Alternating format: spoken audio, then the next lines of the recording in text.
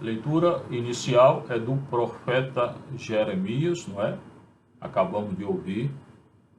Jeremias 14, 17 a 22. O que aqui diz esse grande profeta do Senhor? Hoje é um lamento. Um grande lamento por causa do exílio e a destruição da cidade de Jerusalém. Derramem lágrimas meus olhos noite e dia. É a dor do profeta. Derramar lágrimas, choro, ranger de dentes, choro, muita tristeza, muito lamento, sem parar, porque um grande desastre, fala de um desastre que feriu a cidade. A cidade foi destruída por causa do pecado de idolatria do povo. A jovem filha do meu povo, Ami, meu povo. Israel é o povo do Senhor. Hoje a Igreja Católica é quem é o povo do Senhor. Um golpe terrível e violento. Imagina aí a dor, porque o profeta Jeremias, ele viu, né? Ele presenciou a tomada da cidade, a invasão da cidade, mortandade que aconteceu, não é? É uma guerra. Uma guerra, os inimigos são mortos. Israel, que era o inimigo, né, dos assírios, então, os assírios venceram, babilônios venceram a guerra, assírios no norte. Babilônios venceram a guerra e derrotaram Judá, o reino de Judá no sul, destruíram a cidade de Jerusalém. Foi várias vezes destruídos ao longo do tempo. Se eu sair ao campo, vejo cadáveres abatidos à espada. Então, Jeremias presencia toda essa mortandade, ele presenciou, né? Mortos pela espada em geral, decapitados, não é? Se entrar na cidade, deparo com gente consumida de fome, aqueles que foram deixados não tinham o que comer, desolação total, cidade realmente destruída. Não foi toda destruída, mas foi muito destruída. Deparo com gente consumida de fome, né? Até os profetas e sacerdotes andam à toa pelo país, porque não eram bons profetas nem bons sacerdotes do Senhor. Não profetizaram a lei do Senhor. Não ofereceram sacrifícios agradáveis ao Senhor. Então, a consequência não é um castigo, é a consequência pela atitude do homem, no caso, os judeus. Naquela época, chamados de hebreus. Acaso terás rejeitado Judá inteiramente? Aí o profeta, quando vê aquela desolação, se lamenta para com o Senhor. Vai até o Senhor, se dirige ao Senhor, se lamenta com o Senhor. Acaso terá rejeitado Judá? Senhor, tu rejeitaste teu povo, deixaste tudo isso acontecer, Senhor. É o que geral acontece, né? Quando tem um desastre, todos vão se dirigir ao Senhor. Por que que Deus deixou isso? Consequência do pecado do povo, eu tenho dito, né? Não é que Deus queria nem quer a destruição, consequência da atitude do povo. Quem planta o mal, colhe o quê? Tempestade. Né? Ou te desgostaste deveras de Sião. Sião é Jerusalém. Tu não gosta mais de Jerusalém não, Senhor? Abandonaste teu povo, odiaste teu povo, por acaso? Por que então nos feriste tanto?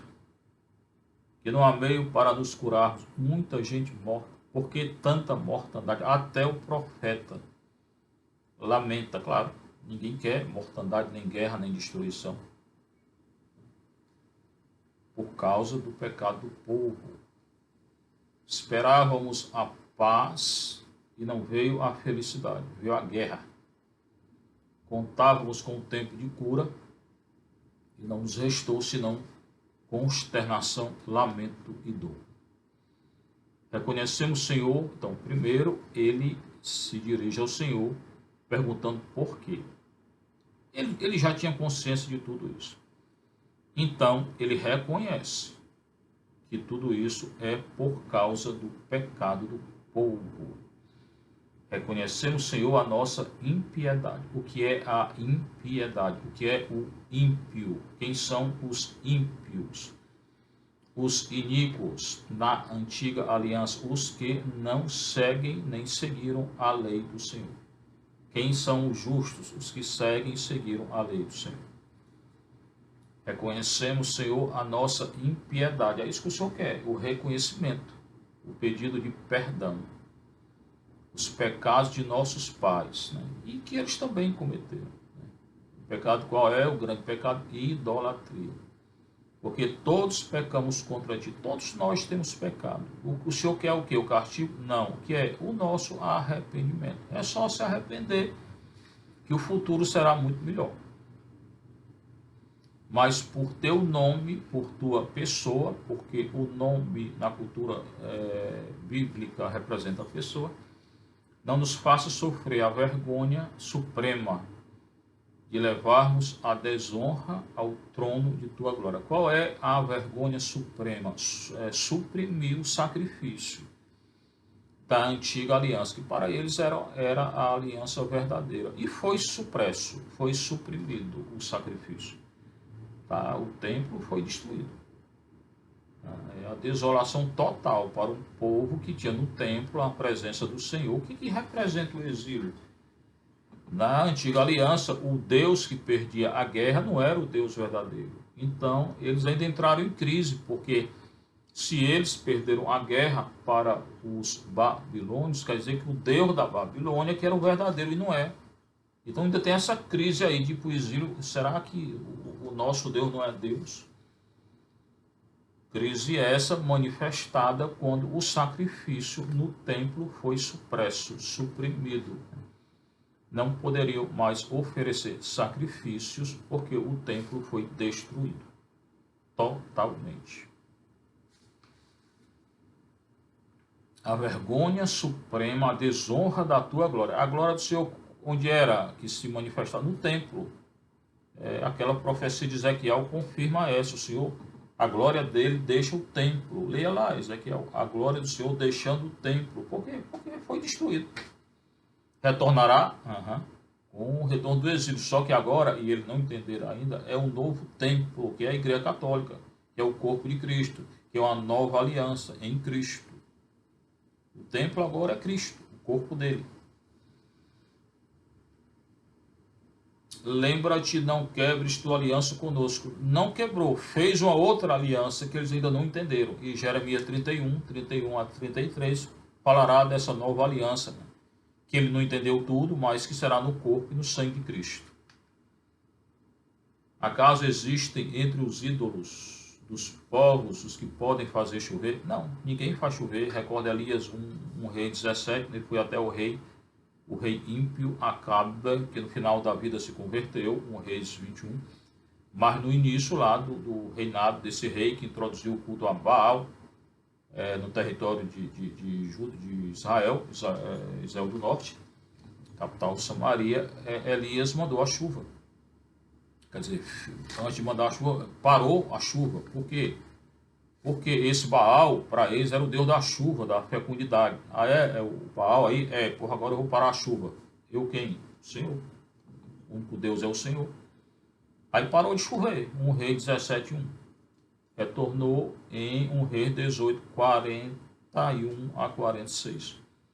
Quer dizer, quem manda a chuva sou eu, quem manda o fogo do céu, sacrifício lá, mandou o fogo sou eu. Eu quem? Deus, o Deus da natureza. Quem é que criou tudo? O Senhor. Adonai Hu Ha-Elohim, que é o que o povo vai professar no versículo 39 do capítulo 18. Adonai Hu Ha-Elohim, o Senhor, só Ele é Deus. Então, acaso podem os céus mandar-nos águas chover? Não. Só quem pode, quem é? Deus. Quem que manda a chuva? O trovão? Deus. Não és tu, o Senhor nosso Deus, que estamos esperando? Então, no final, ele faz uma profissão de fé, o Jeremias. Então, ele constata um fato, se entristecendo, se lamenta para com o Senhor, né? E depois professa a fé. tu realizas todas essas coisas. O único que realiza maravilha, incontáveis, inumeráveis, tirou Israel do Egito, Êxodo, o canto lá em 14, 15, é o Senhor. Então, o Deus dos assírios, dos babilônios, nenhum deles é Deus. Eles não têm deuses. O Israel, apesar de ter perdido a guerra, o Deus único verdadeiro é ele. E quando eles escrevem o livro do Gênesis, foi para superar essa crise. Quer dizer, Gênesis 1, a criação. O astro não é estrela, não é Deus, a lua não é Deus, a estrela não é Deus. Por quê? Porque os outros povos adoravam os astros. O sol, a lua, as estrelas. Então, o autor do Gênesis está dizendo o quê? No exílio. No exílio que tinha perdido o rei, o território e o templo, o santuário. Eu não tenho rei, estou aqui no exílio. Não tenho um território, não tenho um santuário, mas eu tenho um Deus que criou tudo o que existe, inclusive os deuses de vocês. Que eles consideravam o sol, a lua, as estrelas, os querubins, os serafins, os seres alados. Tá? Então aí ele saiu da crise com a profissão de fé no Deus verdadeiro. Não tenho nada, nem território, nem santuário, nem rei, nada. Mas tem um Deus. E ele criou tudo que existe, inclusive os deuses de vocês. Que o Senhor nos dê essa certeza, essa fé, essa garantia de que Ele é o único Deus que existe. Seja louvado nosso Senhor Jesus Cristo.